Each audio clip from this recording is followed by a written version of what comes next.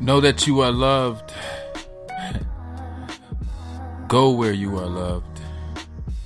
And flow as if you are loved, because you are. At least by one. So you're never odd, because it's always God.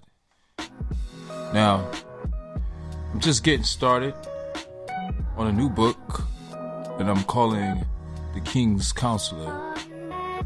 It's the definition of my name, Rondell Jordan.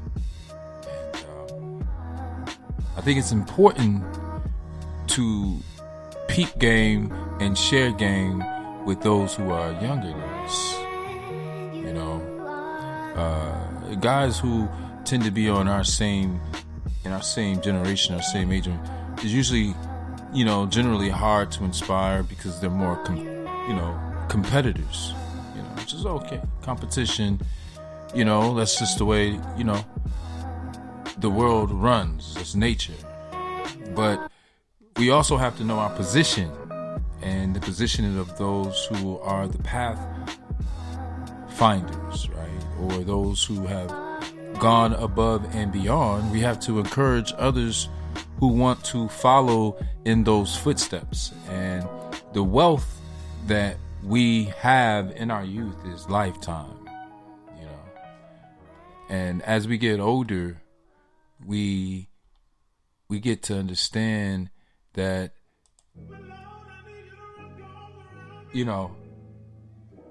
lifetime is precious. Health is precious. So, when I was in my 20s, I remember saying, I don't want to wait until I'm in my old age to be able to live and see what is beyond the garden, beyond the borders, beyond the beaches.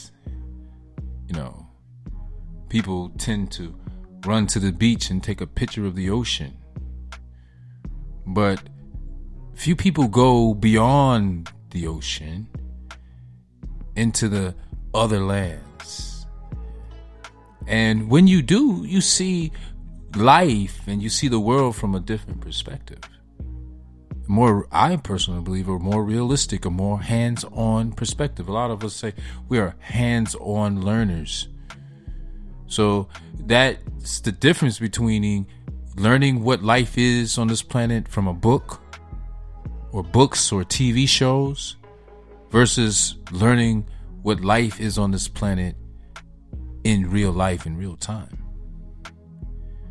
And I noticed, I prayed some time ago for a millionaire mentor who was African American like myself, a little bit older than me.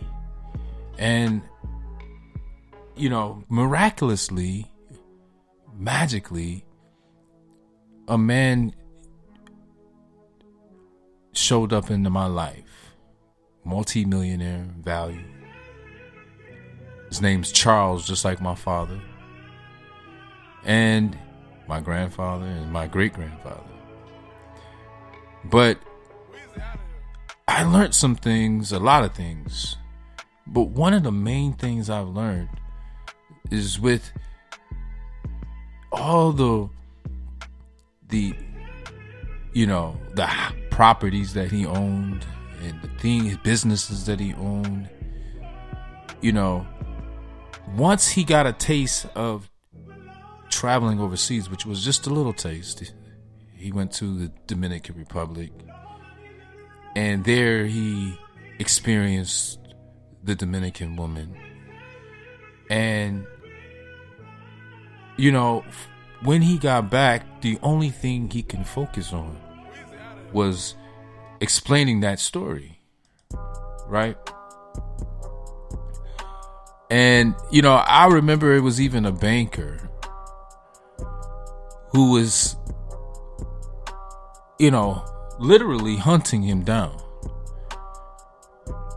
And he was avoiding her so that he can buy time to show me pictures and to tell me the stories of his trip abroad.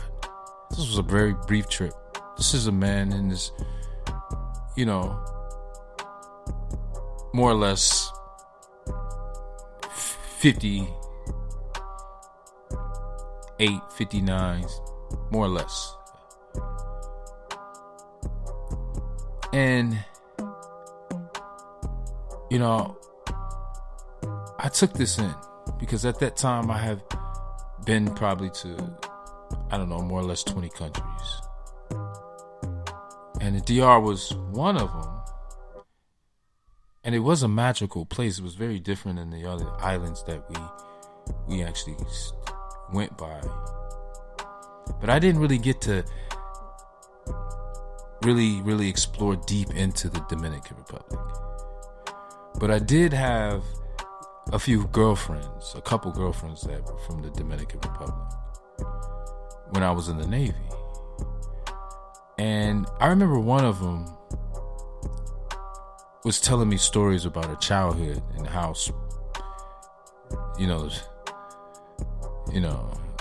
there was spirits. It's a very spiritual place. And I do remember we bought some art from the DR when I was there. And then art was very, very, very, very, very, very spiritual and very accurate in the way I perceived it in retrospect. So powerful, so poignant. I actually got rid of it long before I actually realized really what it meant. Now, I'm saying all this to say is that the wealthy man who took this one trip, his first international trip to the DR, found something that made him come back and want to liquidate all his assets. The reason why he wanted to liquidate all his assets is so that he had the time freedom. He didn't have to worry about it, right? To be able to live freely abroad for extended periods of time. And his main concerns was how to liquidate assets and how to get and refrigerate his medication.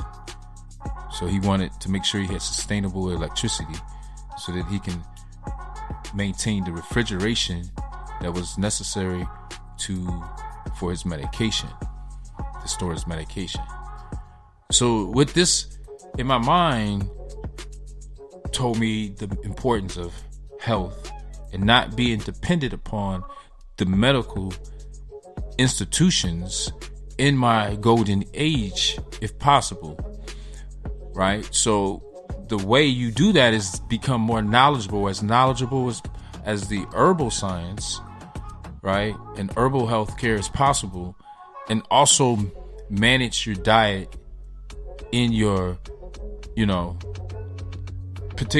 specifically in your 30s and 40s, you know what I mean? Your 20s too, you have to manage it, but you manage your diet in your youth to maintain, to preserve your health longer into the future. All right. So this is one of the, you can almost call it cheat code, right? How to extend life. But,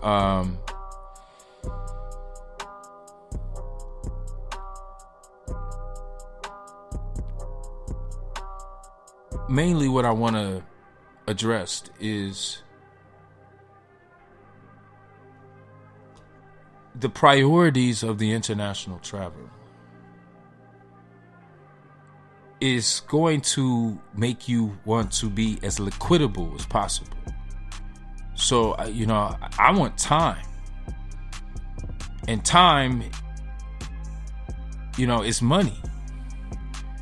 So if you can amass in America, really, to access capital in legitimate ways, meaning like legitimate legal ways, meaning all you have to do is be legal and get access to capital in the ways you can qualify for, employ, business wise, whatever you can do, tax returns, all kinds of different things, and then try to amass as much capital as possible build a savings.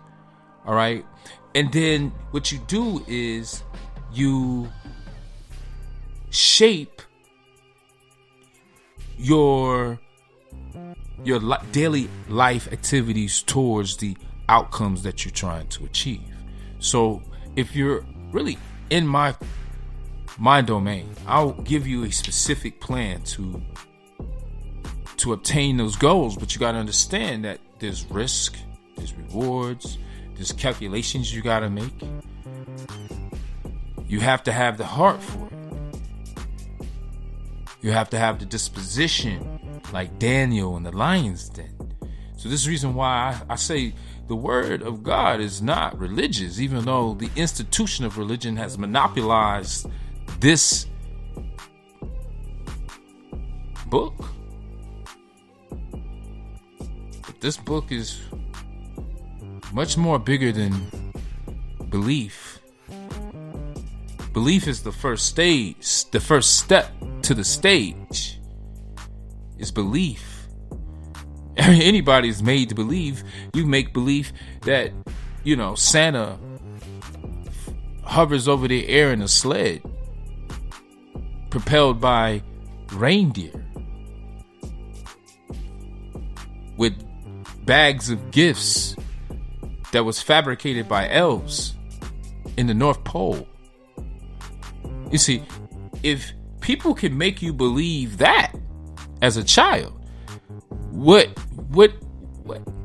do you think that they will make you believe as an adult? Or the only difference is the movie goes from, little colorful characters that look sweet and fluffy to real, realistic looking characters. But at the same time, it's just a fabricated story. So this is the reason why I encourage you to go and see it for yourself. Go to Mesoamerica, Belize, an African American country. Speak English. And go in and look at the structures that were left by the ancient ones. And come to your own determination by the evidence left behind, and then compare that and make the connections between that and Mesopotamia, and Egypt. Remove the Greek linguistics and see the Nubian perspective. And this is what I illuminate in my books, the illuminatednubians.com. This is the biblical perspective from the Nubian perspective. Because, there's 3 sons, Ham, Shem, and Japheth. They all have a perspective. And Ham was the father of Cush, which is Nubia, Mizraim, which is Kemet, Punt, and Canaan. This is us. This is our story. It's not belief. But after belief, when you execute, when you exercise it, when you put effort, energy, funds behind that, that's faith, determination. That's the second step. But then once you go to that, beyond that, you get to your determination, your destination. You come into the knowing, and that's when it says man has become like one of us to know, which makes him unfit to be a slave. So this is the reason why Adam was sent back to till the land from which he was taken, because he was no longer fit to be a slave, like Frederick Douglass said. If you understand what I'm trying to say, make sure you hit that like button and leave a comment, because these discussions are designed to promote conversation. Make sure you subscribe, share, and keep the faith. Peace.